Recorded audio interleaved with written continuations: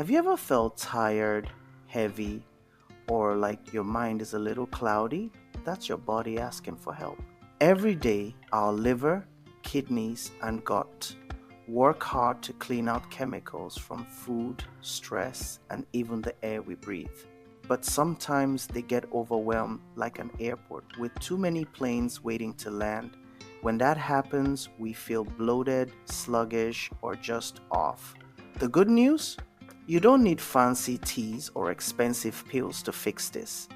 Real healing can start with simple things already in your kitchen.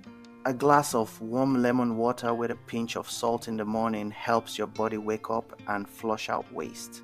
Vegetables like broccoli and cabbage act like little cleaners for your liver, and even herbs like cilantro mixed with chia seeds can sweep heavy toxins out of your system.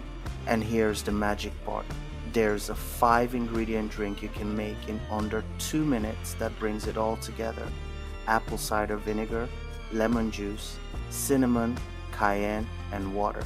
This simple mix can help balance your energy, clear your mind, and give your body the boost it's been asking for. Imagine starting your day lighter, clearer, and ready for anything. Your body already knows how to heal, it just needs a little support. So, which one will you try first?